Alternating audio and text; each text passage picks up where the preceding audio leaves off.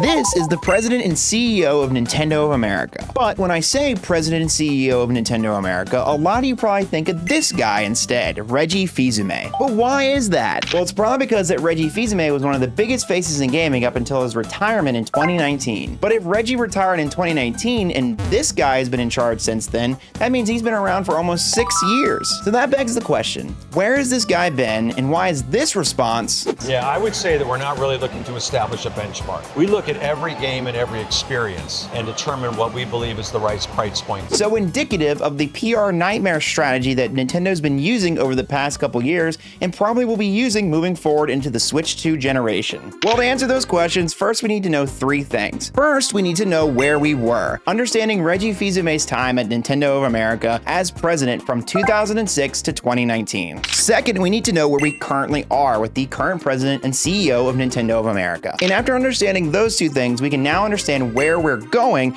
into the future with the Switch 2 generation. And there's a secret 4th thing that you need to do, which is like, commenting, and subscribing, especially if you like talking and deep diving about Nintendo topics. Well, the wait is over. This is Nintendo DS. I had to get the chair for this one because I gotta tell you guys a story about one of the greatest minds in gaming history, Reggie Fils-Aimé.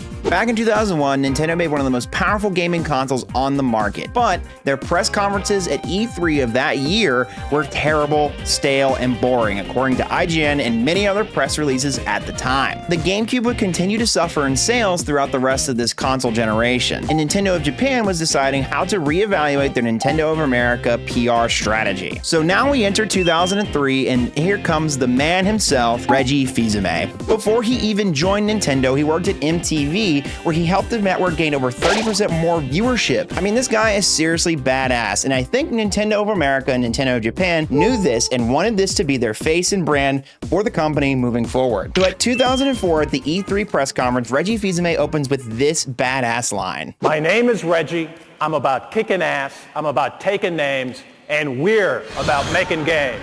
It's hard to imagine that family-friendly Nintendo wanted this to be their frontman and face of the company. I mean, this presentation was aggressive and in your face, but the fans of Nintendo and the press loved it. And I tell this story about Reggie because it defines how Nintendo of America would operate for the next decade. Not only would Reggie's presence define the PR strategies, but also which parts of the gaming market that they would capitalize on, such as people with disabilities, different accessibility groups, games for girls, games for elderly folks, games for everybody.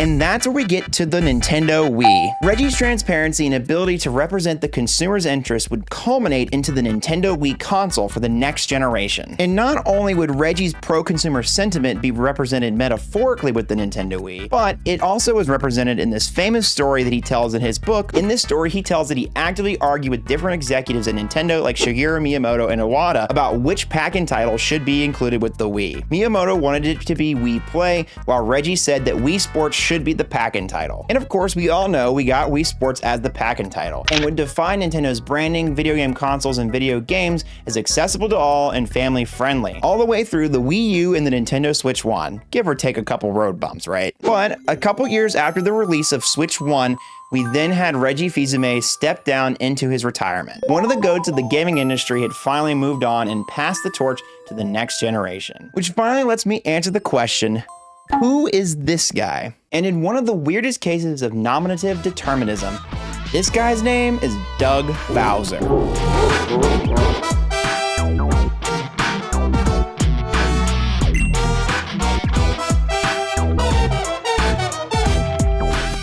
Doug Bowser would be introduced to us via this skit in E3 of 2019. I will admit it was funny, Bowser comes on the stage, he's all like, oh, I'm the new CEO, and then Doug's like, actually, you're the wrong Bowser. And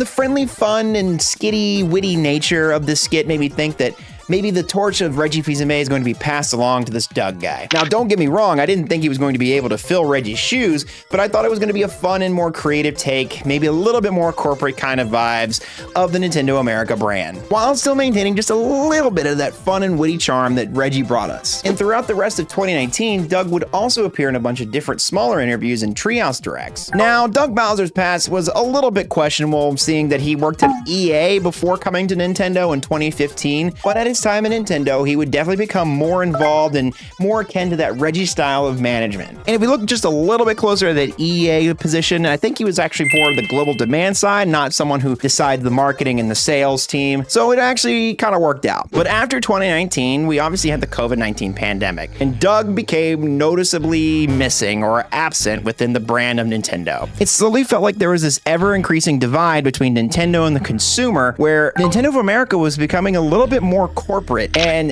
they made a lot of money off the Switch, which is a great thing, but it just felt like that connection that we had with Iwata and especially Reggie was just lost. But Doug was still absent and missing. I mean, I don't think he's been in a single Nintendo Direct since 2019, or at least one major one. So that's especially what makes this interview at the beginning of the video especially painful and feel almost like a slap in the face to us Nintendo fans. I mean, here's this guy who's been noticeably absent from the Nintendo brand for the past 5 years, and he just comes out of the woodwork to do some damage control for the Nintendo Switch 2. I mean, you could argue till you are blue in the face whether the $80 price tag of Mario Kart 8 or the $450 price tag of Switch 2 is too much to pay. And you could argue even deeper about the tariffs and how they're going to affect the pricing and how they're not going to affect the pricing and whatever. But all of this discussion and this bad PR and this debate is happening because Nintendo has been especially not communicating with us, the consumer, and there's been an insane lack of transparency between us and them. I mean, as of recording this today, pre-orders are back on for the Nintendo Switch 2 for April 24th, which is awesome, but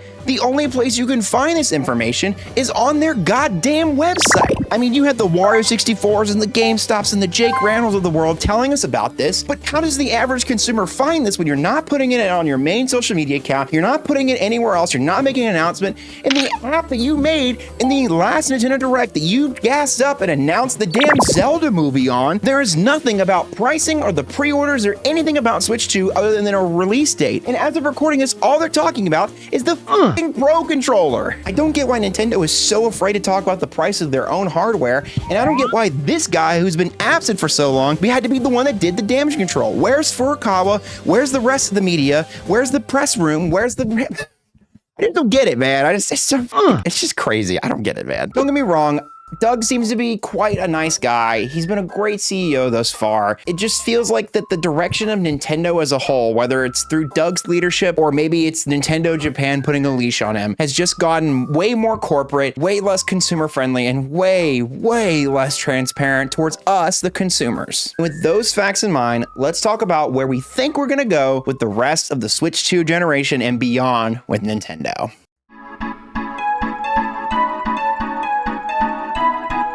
Let's do it like this. I'm gonna give you some predictions of things I think are very likely moving forward in the next coming years for Nintendo, and some things that I think are less likely. I'm also gonna tell you what I personally would love to see from Nintendo. So one of the things I think is gonna happen in the future is that Nintendo is definitely going to be a brand-focused company. So it does kind of make sense why Doug Bowser isn't necessarily the face of Nintendo in sub capacity anymore, because they want people to focus on the brands. They want you to focus on Mario, they want you to focus on Zelda, they want you to focus on Pikmin, especially Miyamoto. And in this, I think they're going to be inserting themselves, if they haven't already, into the market share of people like Disney, having tons of theme parks, lots of movies and entertainment venues so that you can get your hands on their characters and their IP. I definitely think, unfortunately, Nintendo is going to become a little more sanitized, at least on the corporate back end. Now, I do think that Nintendo is going to become a little bit less sanitized when it comes to its IPs and how protective they are over their brand. I mean, they're still going to be very protective of their brand and IPs, but what I mean by this is they're going to be a lot more creatively expressive, like what they are in the Mario Kart World trailers and different things like the Mario movie and whatnot. But I do see that Nintendo is going to become more corporate, like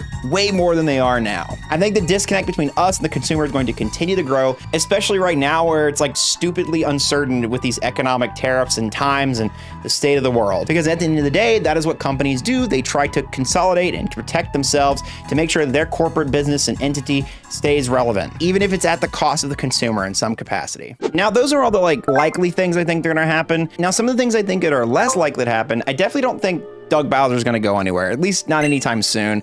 I think he's done a great job at being a very corporatized president that's safe for Nintendo. And I especially don't think that they're going to bring anybody into the fray that's going to have a ton of personality within themselves to try and make themselves the face of Nintendo. Like I said before, keeping things online with the brand and the IPs and the franchises. I also don't necessarily foresee these things affecting the actual quality of the artistry and the things that are happening at Nintendo in terms of the game quality. I mean, if that was the case, I think you would have seen it in the Switch 2 generation. I think there's maybe some mid games, but I think everything is a really solid and quality product overall. And then finally, what I would love to see, even if it is contradictory to what I was just saying, the thing that they're doing with the Switch 2 right now, where you have to have 100 hours in your account and all these other things with XYZ sound amazing. More of that, Nintendo, for your games, for everything, for any kind of pre-order moving forward. Have some sort of system that makes it so hard for scalpers to get in and take all the stuff from the consumer. I would love to see more personality types come back to Nintendo as well, even though I know it's probably not going to happen, like the Kid and Krista types and the Reggie types.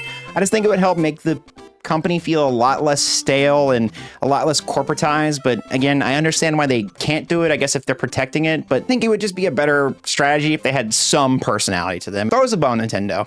I just hope that Nintendo America, after all this pricing backlash and everything that's happening with tariffs, becomes a little bit more transparent with us, the consumer. If the price is going to be whatever the price is going to be for whatever their product is, that's fine. Just tell us is the thing. We need to know as the consumer so we can make the best educated decision on whether we want to budget for this or not. So I plead to you, Nintendo America, that you just be a little bit more transparent with your fans, especially in these troubling and uncertain times. Thanks for watching.